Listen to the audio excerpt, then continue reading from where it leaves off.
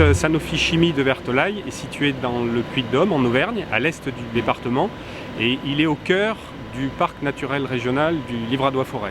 Nous sommes 800 personnes sur le site. Nous traitons les effluents liquides industriels issus du site de production qui est situé juste en amont de cette entité dépollution. La mise en avant de perturbations endocriniennes nous a poussé à aller plus loin dans l'efficacité du traitement de nos rejets industriels. On a traité ce qu'on appelle la problématique micropolluante. Tout le monde s'est mis autour de la table pour travailler sur la résolution de ce problème-là. C'est quelque part un enjeu environnemental fort. Il s'agit aussi de faire vivre un partenariat avec un acteur économique majeur de la santé humaine, mais aussi du bassin. Les effluents sont traités sur différents étages de notre unité de dépollution. Dernièrement, nous avons rajouté un étage de traitement au charbon actif qui est en lit fluidisé. Et en fait, les résidus de molécules qui pourraient avoir un impact sur le milieu naturel donc, sont absorbés sur le lit de charbon fluidisé. L'échantillon que vous voyez, c'est la sortie finale de l'unité de dépollution. Ce qu'on illustre à travers cet échantillon, c'est l'absence quasi totale de matière en suspension et aussi l'aspect cristallin. Ce sont des techniques très différentes de celles du fonctionnement d'une station classique avec de la physico-chimie, de la biologie, etc. Donc il y a eu une approche technique qu'il a fallu accompagner.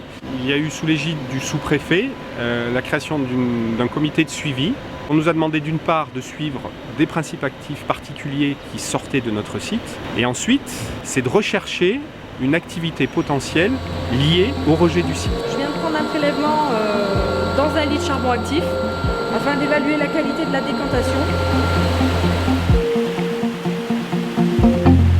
On a beaucoup été dans le flou, on a été aidé par les services de l'État. Aujourd'hui, on a un suivi plus précis, d'une part de ce qui sort de chez nous et puis aussi de ce qui se passe dans la rivière, aussi bien en amont qu'en aval. On a très vite révélé l'intérêt de poursuivre deux objectifs.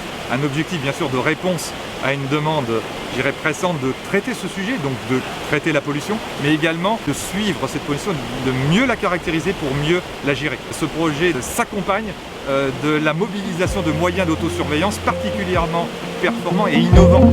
6,7 en température, 7,63 en pH.